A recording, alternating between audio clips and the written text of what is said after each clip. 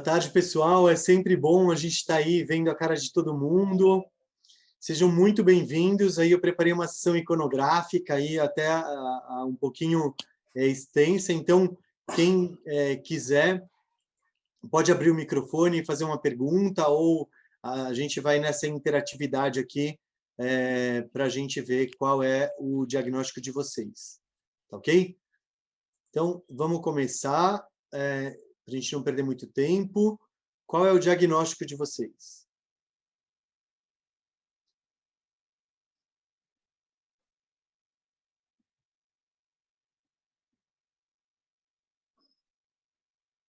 Hiperplasia sebácea? Existe uma hiperplasia, uma certa hiperplasia mesmo da glândula sebácea. A gente está observando isso aqui, né? Mas tem um outro componente aqui que vale a pena a gente lembrar, que é esse componente aqui, ó.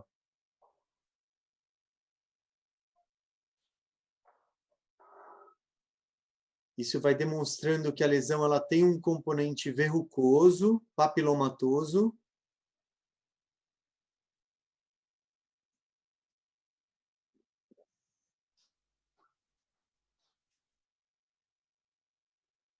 E aí, mais alguma coisa? Mais algum diagnóstico?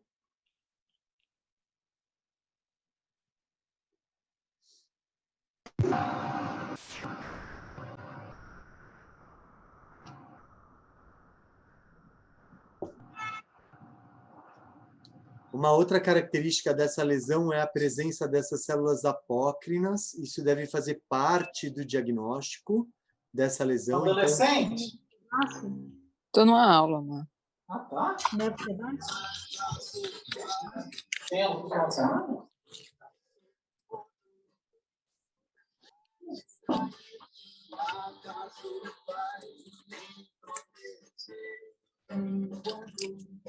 Gente, tá aberto.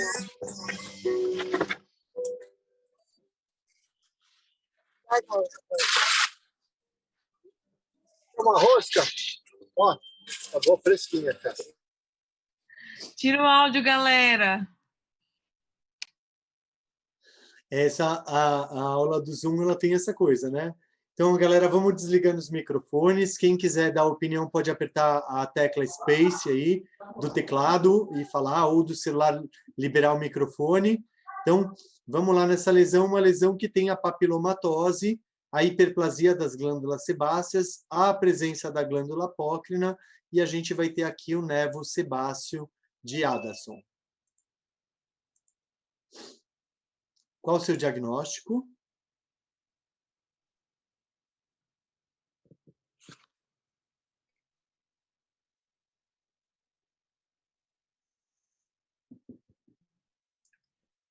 SEC? Exatamente, é um carcinoma espinocelular, né, com a presença dessas pérolas córneas. Então, um carcinoma espinocelular bem diferenciado. Muito bem.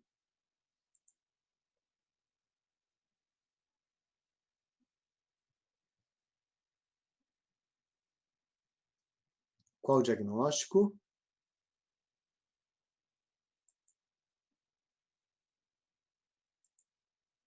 Hiperpigmentação melânica? Quase, mas o que a gente tem que ver, vale sempre a pena a gente entender, né? O que a gente tem que dar uma olhada aqui nessa lesão é, na verdade,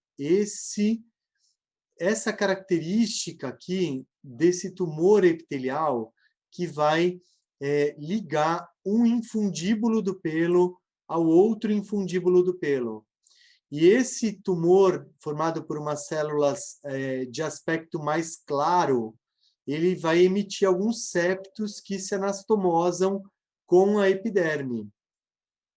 Então, ele vai ter uma característica, vejam que a célula da camada espinhosa ela é menor e com um citoplasma menos claro do que essa lesão.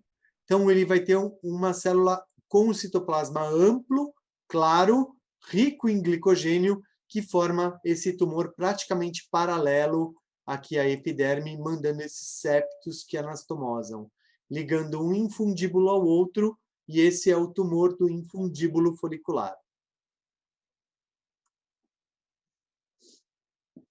Qual o diagnóstico?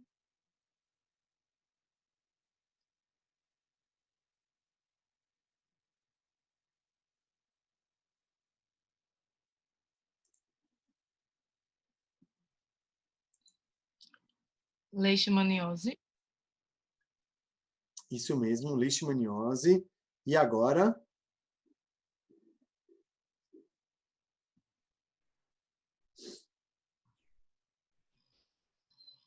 De novo, leishmaniose, né, não? Não. E agora? Lacasiose. Lacasiose. E agora?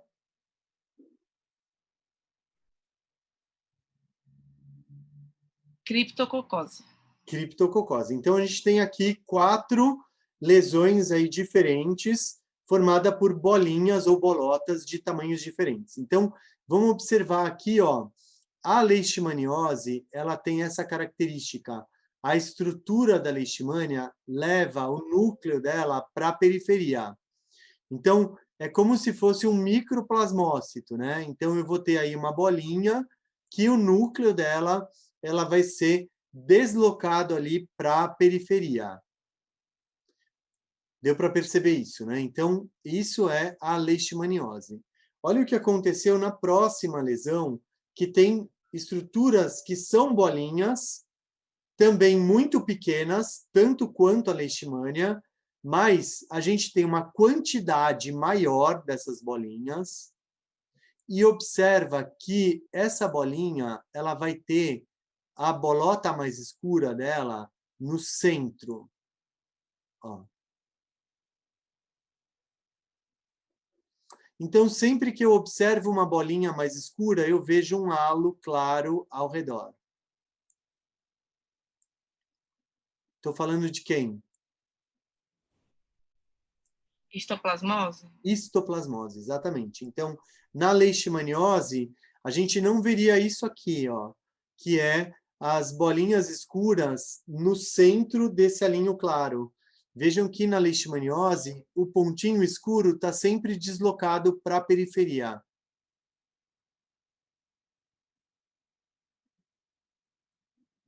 Que é uma característica da leishmania.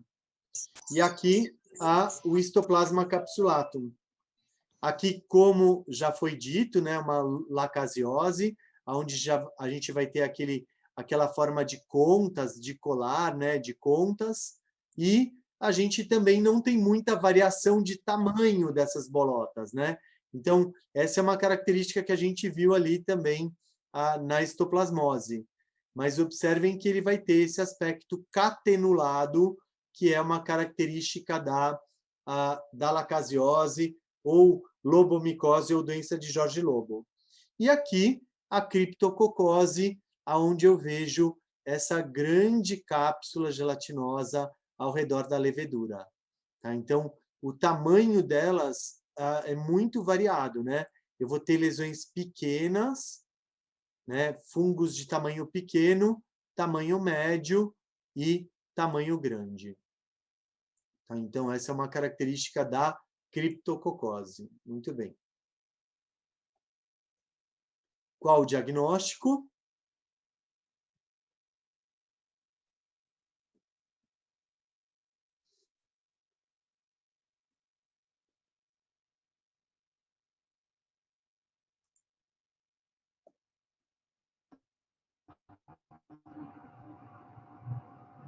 Uma dermatite granulomatosa? É um granuloma, muito bem. A gente começa por aí. Então, neoplasia, a dermatites inflamatórias, né, granulomatosas. Que tipo de granuloma eu tenho aqui?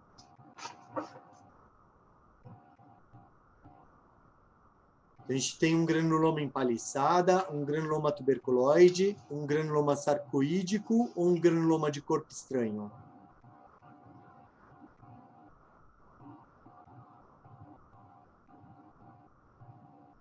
Para mim parece tuberculoide. Exatamente, é um granuloma tuberculoide. Então, como eu sempre falo para vocês, granuloma não é um formato, não tem... A gente vai entender o granuloma como uma organização dos elementos inflamatórios, né? Então, aqui a gente vai ter áreas de histiócitos, que vão ser representadas por essas áreas mais claras, né? A gente vê bem uma área clara.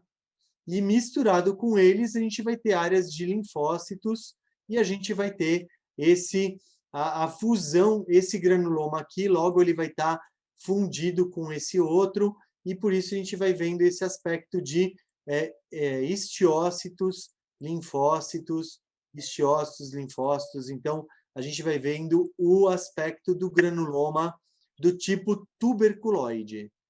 E granuloma tuberculoide no Brasil, qual o diagnóstico? Hanseníase. Hanseníase tuberculoide. Ele vai seguir, então, o filete aqui vasculo-nervoso, formando esses granulomas aqui no filete vascular e nervoso, que é a característica da hanseníase tuberculoide.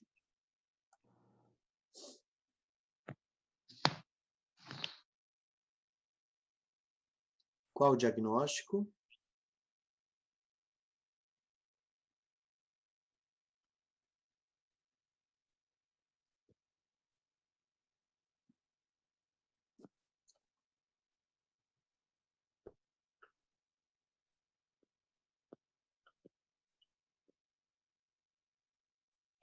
Alguém arrisca?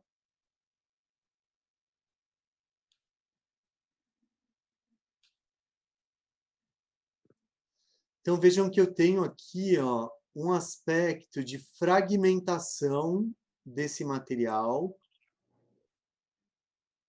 mais arroxeado, mais usado, é uma fragmentação disso, que vai se corresponder a essa coloração especial aqui, confirmando, então, esse aspecto fragmentado. Pseudoxantoma elástico? Exatamente, pseudoxantoma-elástico. Então, vejam que essa é uma coloração de orceína, né, Verhoff, que vai corar essa fibra elástica em preto, e eu vou ter aqui a fragmentação dessas fibras elásticas no pseudoxantoma elástico.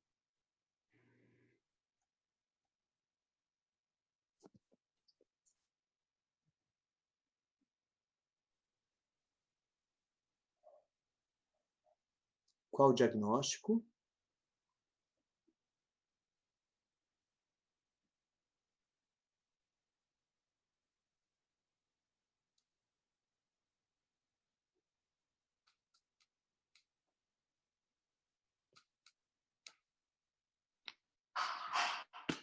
É um carcinoma basilar? Não. Sei que eu não consegui nem me situar nessa lâmina, hein? Vamos lá. Quando a gente não consegue ter essa situação, eu acho que uma coisa que me ajuda bastante é entender a patologia como 5 capítulos. Tá certo? Então, eu posso ter malformações, distúrbios circulatórios, processos inflamatórios infecciosos, doenças de acúmulo ou degenerativas e neoplasias. Então, dos 5 capítulos da patologia, em qual deles você coloca essa lesão? Sem dormir, sem comer. Não tá fácil pra mim. E aí, ela... Lesão cística? Cístico não, porque o cisto vai ser uma cavidade revestida por epitélio próprio. Então, malformação não é, distúrbio circulatório não é, processo inflamatório não parece, infeccioso menos ainda, uma doença de acúmulo, né, amiloidose, mucinose, acho que não, e eu fiquei no capítulo de neoplasia. Bom, como neoplasia, eu vou ter a possibilidade de neoplasia melanocítica, né, os melanomas e tal, as neoplasias do sistema linfóide ali, linfoma, e neoplasias mesenquimais e epiteliais. Qual dessas se enquadra essa neoplasia? Epitelial. Epitelial. Se eu tenho uma neoplasia epitelial, eu já posso pensar aí numa neoplasia benigna ou maligna. Você acha que é benigno ou maligno? Maligno. Maligno por quê? Porque parece que tem anaplasia dessas células no maior aumento. Então, a gente vai ter que rever de novo o conceito de anaplasia. Por quê? Essas células têm um aspecto monótono, elas são muito tranquilas, assim, a gente não vê aquele desarranjo, aquele polimorfismo, e eu vejo uma população aqui de células com o citoplasma mais claro. Dá para ver ela aqui. Ó, uma população de citoplasma mais claro e uma população de citoplasma mais escasso, conferindo, então, essas células de um aspecto mais basaloide. Então, eu tenho duas populações celulares aqui.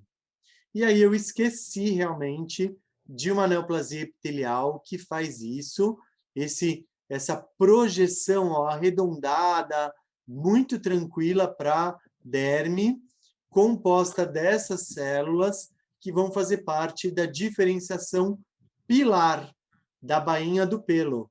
Então, eu vou ter aqui um triquilemoma. O triquilemoma é importante na dermatologia por causa de quê?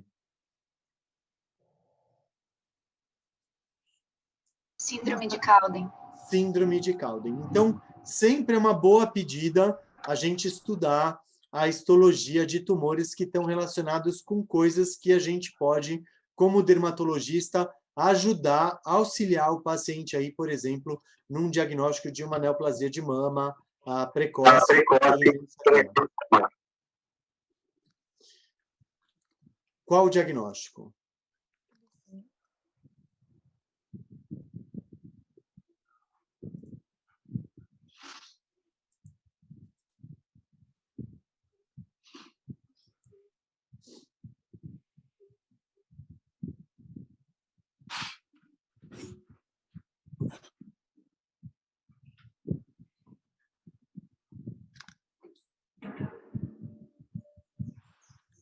Nada?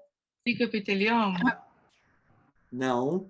Veja que eu tenho a mesma informação, ó, essa projeção saindo lá da epiderme, aqui para a derme, formada por célula de aspecto basaloide, ó, muito basaloide. E, às vezes, dentro dessa diferenciação, eu vejo alguma coisa que lembra o acrociríngeo.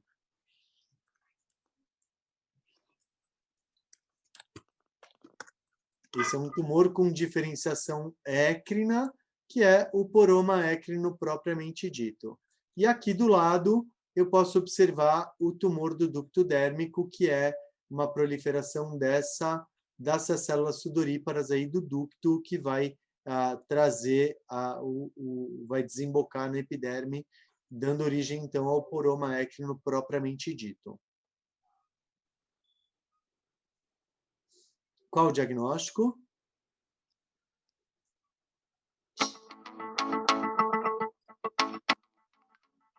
Teve até uma musiquinha aí de suspense. Ceratose seborreica acantótica. Ceratose seborreica, exatamente. Ó, proliferação de célula basaloide, tendo em meio pseudocistos córneos. Tá? Então, vejam que a gente viu 3 lesões de proliferação de células basaloides. Ó, a célula basaloide com a célula clara, essa combinação no triquilemoma. A célula basaloide de aspecto poroide com diferenciação em estruturas do acrociríngeo, no poroma écrino, e a ceratose seborreica de proliferação de célula basaloide, tendo em meio os pseudocistos córneos. Então, dá para a gente ficar atento aí nessas diferenças. Qual o diagnóstico?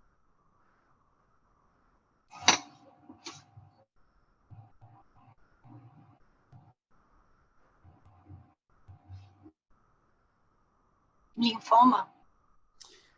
Quase, porque também parece bastante com linfoma, mas eu acho que ele tem uma característica que vale a pena a gente observar.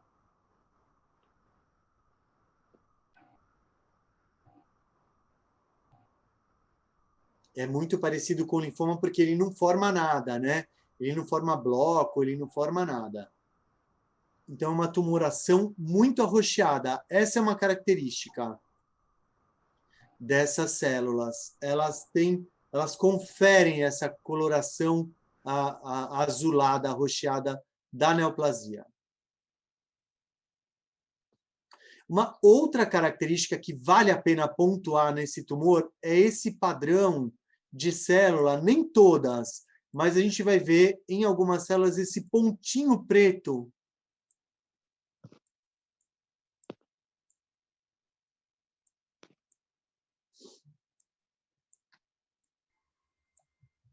Esse pontinho preto. Essa é uma característica que a gente não vê no linfoma. Ó. Que é um padrão de dot, né? Um padrão de ponto. Essas células apresentam um ponto. Alguém? Essa dica foi boa? Merkel? Merkel. E a outra dica que eu ia dar é a imunomarcação para citoqueratina 20, para CK20, que é uma característica do tumor de Merkel. Qual o diagnóstico?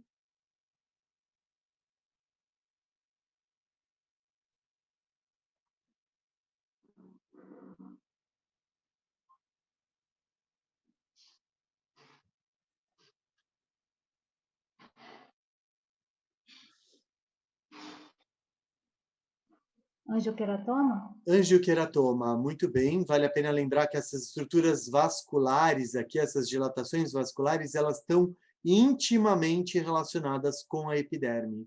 Então, ao invés de a gente pensar num hemangioma cavernoso ou alguma coisa do tipo, observem essa relação muito íntima com a epiderme, e isso faz o diagnóstico de angioqueratoma. Qual o diagnóstico? Siringoma, claro. A gente vê aqui esse formato, né, dessas estruturas tubulares aí, em raquete, em girino, siringoma. E agora?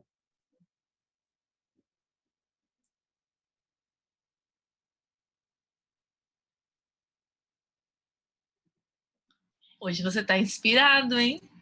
Hoje estou, né? Eu preparei essa aula assim, ó, que é bem para pegar na veia, que é para vocês verem esses dias. Qual? Não, falei, Nossa Senhora!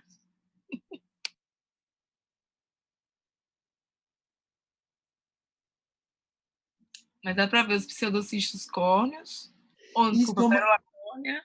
Mais ou menos. Essa é uma característica que confunde um pouco a gente. Eu acho que eu tentaria ignorar esse tipo de formação aqui e me concentraria nesse aspecto aqui, ó.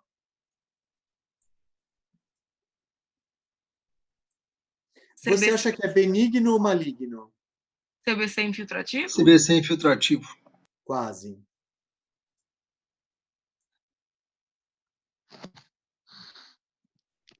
Ó, Pincus? o CBC... Não, pincus não. É o CBC esclerodermiforme? Não, também. Vamos lá, calma, gente. Olha só. Essas estruturas, assim, que são estruturas glandulares, tubulares, que às vezes vão lembrar a nossa figura, vamos procurar aqui, a nossa figura em girino, a nossa figura em girino. Então, qual é o objetivo dessa figura aqui? O siringoma, ele é muito bem localizado nessa situação superficial. Quando esse tipo de imagem que a gente está vendo aqui, ó, a gente também tem formações celulares que não vão ter a luz, não vão ter o ducto, como a gente está vendo aqui. Então, apesar do siringoma ser uma neoplasia formadora de ductos, de glândula, eu também vou ter pequenos grupamentos aí de células isoladas. Então, quando eu tenho esse aspecto se aprofundando, eu tenho uma neoplasia maligna do ducto sudoríparo, que é o carcinoma anexial microcístico, que é exatamente isso aqui. Então, eu posso ter figuras de girino, que me lembram o siringoma, mas ele vai muito mais profundo. E eu vou ter aqueles pequenos grupamentos celulares. Eles não formam blocos tumorais, como a gente está acostumado a ver no baso ou no espino. Então, eu vou ter pequenos grupamentos celulares de aspecto infiltrativo descendo para a profundidade. Aonde eu vejo isso aqui? Eu vejo no comprometimento da pele metastático, então, câncer de mama infiltrando pele, câncer de pulmão infiltrando pele, que são pequenos bloquinhos, pequenos grupamentos de aspecto infiltrativo. E eu coloquei ele aqui para a gente lembrar que se eu tenho a cara do seringoma, cadê meu ponteiro? A cara do seringoma mais a minha neoplasia, ela começa a descer, infiltrando a profundidade, eu já estou falando aí de uma neoplasia maligna, imatura, nessa diferenciação. Então, eu vou entrar no carcinoma anexial microcístico. Diferente do baso. Olha só, o carcinoma basocelular micronodular.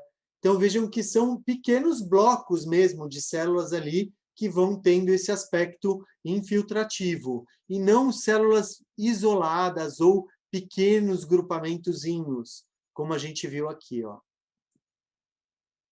Ficou claro essa ideia? Então, seringoma, carcinoma anexial microcístico, carcinoma basocelular micronodular. Qual o diagnóstico?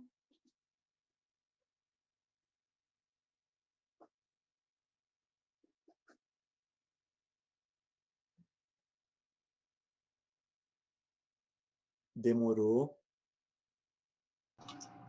É o nevo azul? Nevo azul, isso mesmo, tá? O nevo azul, como a gente estava vendo hoje no curso, né, de revisão, ele é intensamente pigmentado. Então, a gente teve algumas dúvidas ali, nevo combinado, nevo...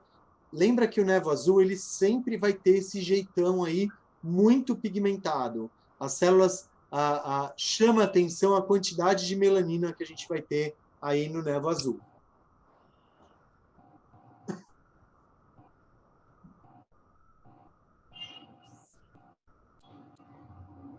Diagnóstico.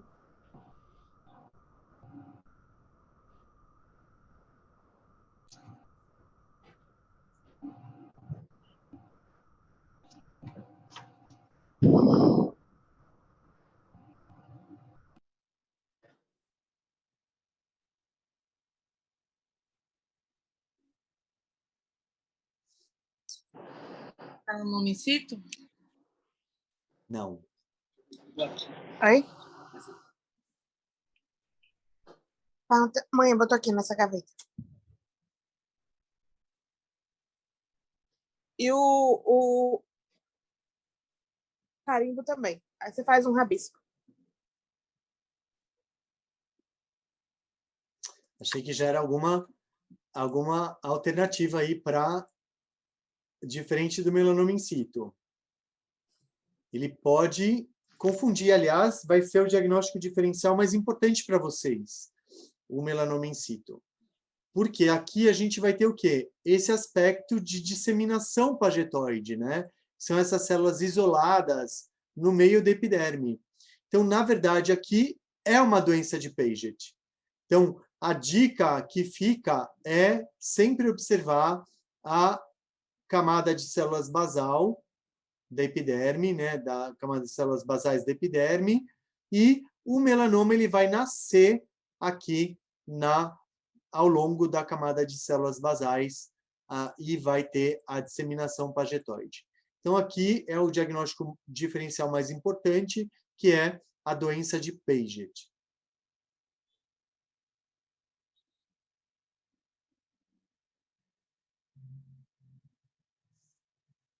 Qual o diagnóstico?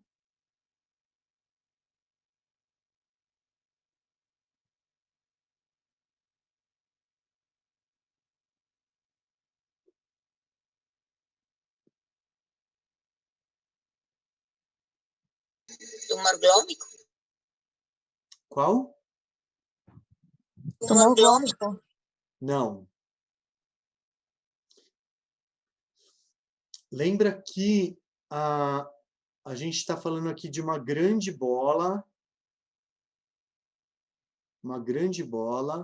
arroxeada, com esse aspecto roxo, bastante vascularizado, né? A gente tem aí um componente vascular importante.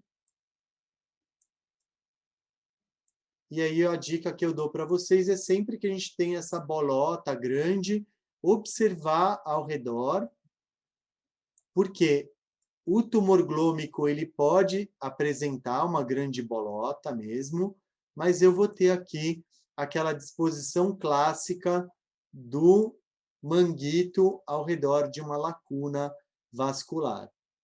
Tá? Então, eu vou ter classicamente o tumor glômico aparecendo aqui do lado.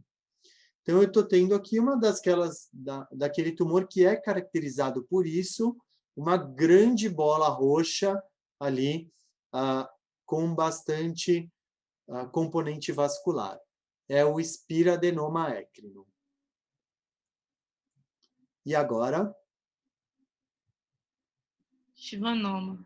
Chivanoma ou neurilemoma, né? Então, o chivanoma ele vai ter esse tipo de corpúsculo, como chama?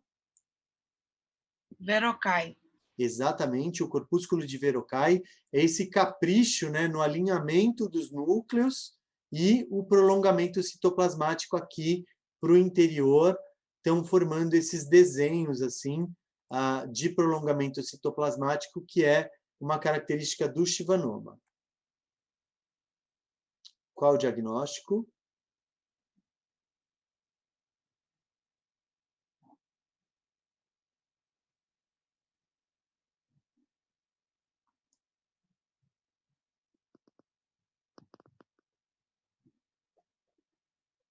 Alguém?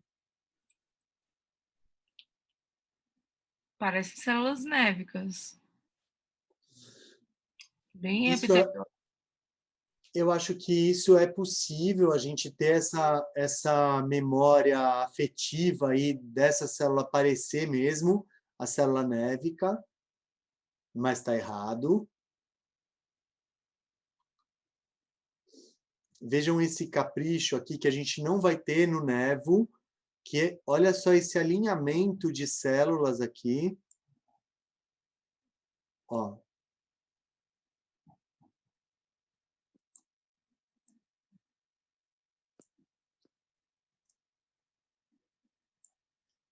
O que é isso?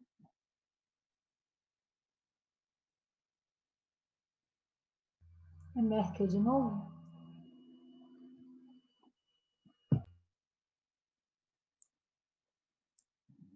O que são esses espaços aqui? São vasos. São lacunas vasculares. E o que eu vou ter ao redor dessas lacunas? Linfócitos. Manguito de células que se parecem mesmo, né? Elas vão ter esse aspecto poligonal, que é o manguito de células do tumor glômico. Então, aqui eu tenho um tumor glômico ou glomangioma. Tá? Exatamente a definição clássica dele é essa.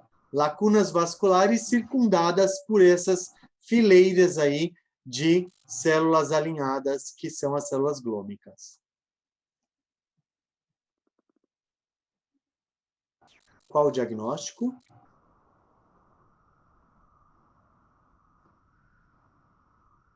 A minha tela não mudou. Agora mudou. Qual? Leiomioma.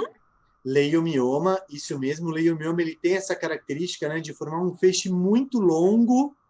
Essas células não tem muita célula, né? A gente não vê tanta célula, e essa célula tem um núcleo arredondado e um vacúolozinho que lembra uma chama de vela. A gente vê em algumas, então aqui leiomioma.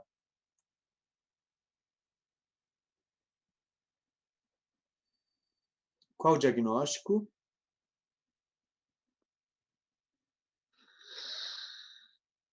Lipoma. Quase. É um lipoma, mas tem um componente a mais aqui. Qual o componente? Angiolipoma. Angiolipoma. Tá? Então, o lipoma, na verdade, ele é só de adipócitos, e aqui a gente vai ter componente vascular bastante importante.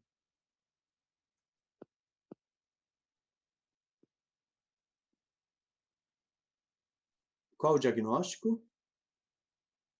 Dermatofibroma? Dermatofibroma. Então, vejam aqui aqueles prolongamentos, né, de dirt fingers, é uma característica do dermatofibroma, essa pigmentação basal, e aqui a proliferação de células alongadas, formando pequenos feixes entrelaçados,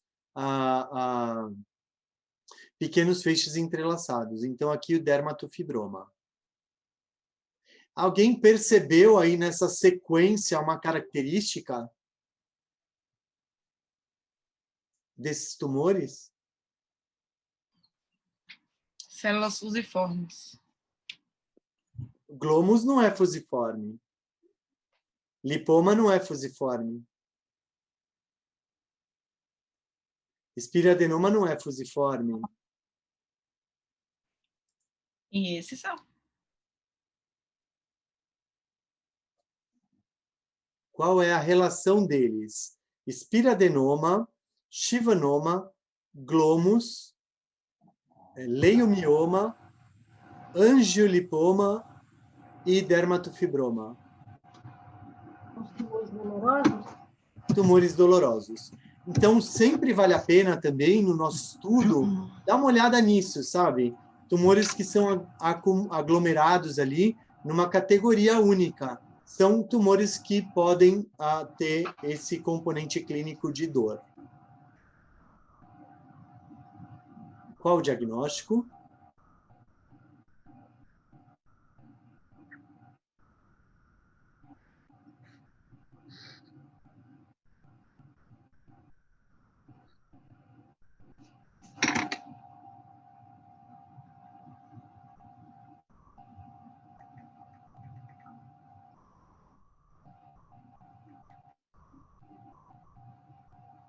Ninguém?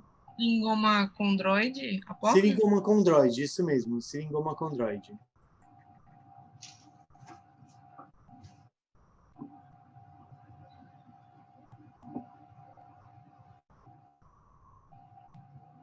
Qual o diagnóstico?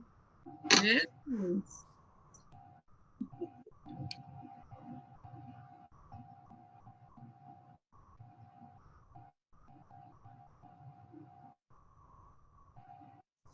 Vejam que tem um acúmulo aqui de um material amorfo, róseo.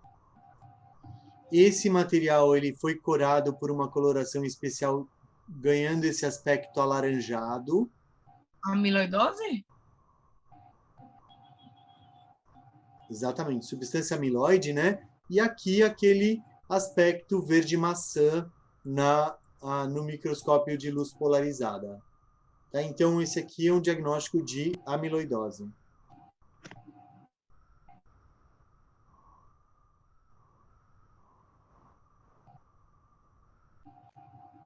E agora?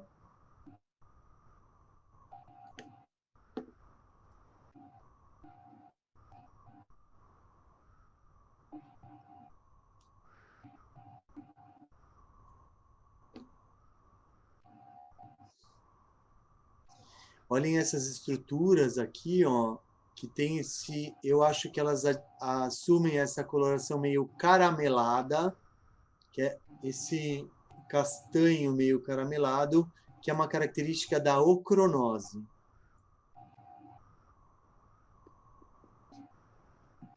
Qual o diagnóstico?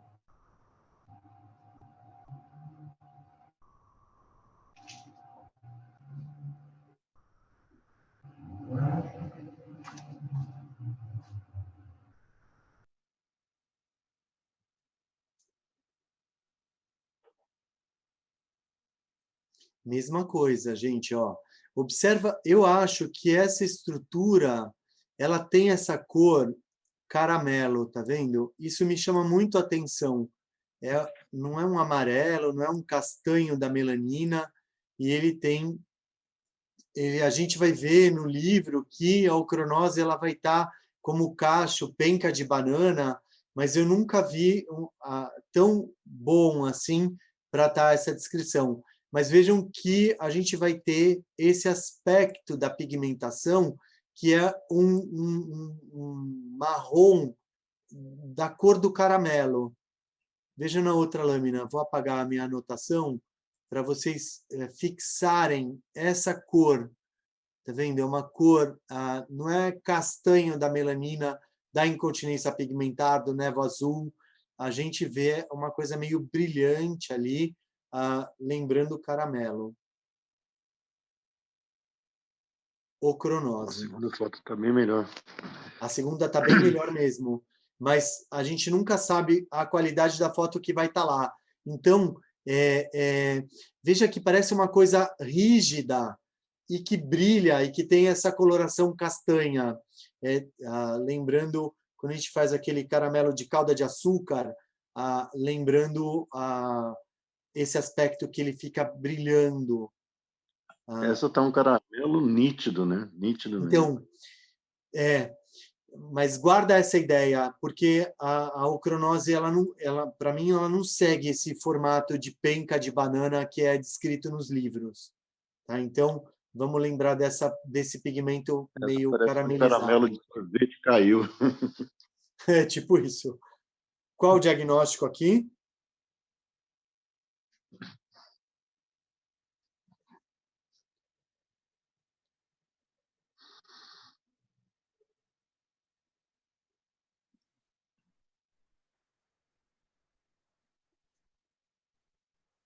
Então, lembra... Qual? Haley. Não. Lembra que nessa dermatose a gente vai ter algumas características, né? É uma bolha acantolítica também, em várias alturas, aí, várias profundidades na epiderme, e a gente vai ter os corpos redondos, que são os corpos rounds, e a formação de grãos. Então, sempre tem uma olhada ali, uma hiperceratose. Então, essa é uma característica da doença de Darier. Então, o Darier ele tem várias nuances, assim, mas a gente sempre vai ter esses componentes aí. Essa acantose ela acontece em vários níveis, e eu vou ter a célula, o corpo redondo, o grão e a ceratose.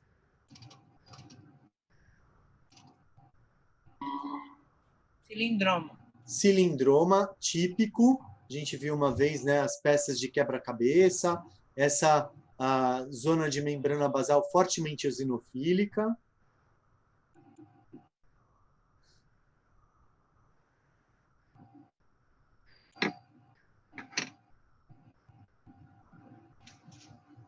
Epidermodisplasia verruciforme? Isso mesmo, a epidermodisplasia verruciforme, ela tem clinicamente aquela apresentação pitiríase versicolor-like, a verruga plana símile e neoplasias, né?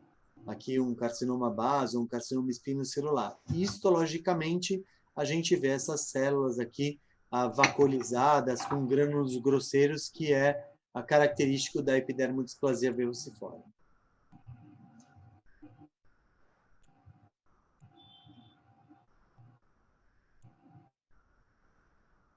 Qual o diagnóstico?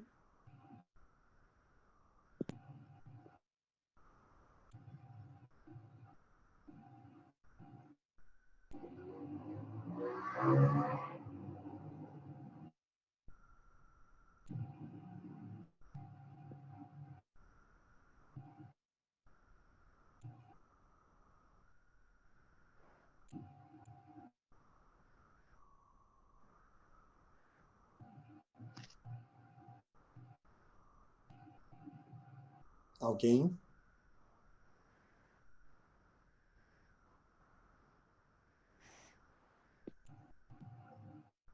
Ceratose seborreica pigmentar? Ceratose seborreica, exatamente. Então, é uma proliferação de célula basaloide, pigmentada, tendo em meio pseudocisto córneo.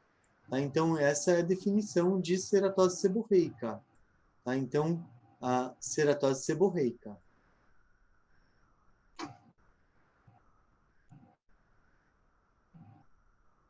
Qual o diagnóstico?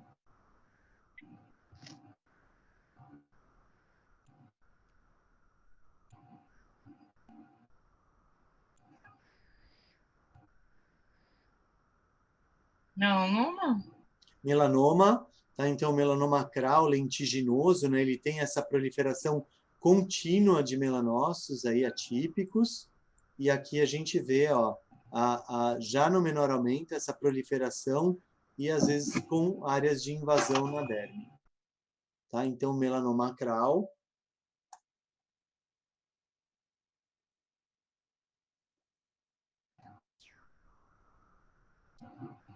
Psoríase. Psoríase, né? Então, uma acantose regular, com alongamento, alargamento e fusão de cones epiteliais, a granulose com paraceratose, e aí que talvez uns neutrófilos acumulados ali, num caso de psoríase que clinicamente acho que acaba confundindo um pouco, deixando um pouco a desejar. Então, essas últimas foram questões todas tiradas do título de especialista. Então, vejam que na minha sessão iconográfica eu cobro muito de vocês, aí exijo demais, mas para que a gente possa chegar nessa prova prática e bastante seguros, e vocês veem que as últimas questões foram retiradas do título, fazendo com que a gente tenha muita condição aí já de encarar uma prova prática aí pela frente. Tá? Então, eu quero agradecer a atenção de todos, a participação, e no próximo mês, agora, em maio, a gente vai ter aí mais uma sessão iconográfica. Para quem segue comigo para finalizar o curso de revisão, eu vejo daqui a pouco na sala, e quem participou só da sessão iconográfica, um grande abraço e bom estudo aí, a gente se vê em maio.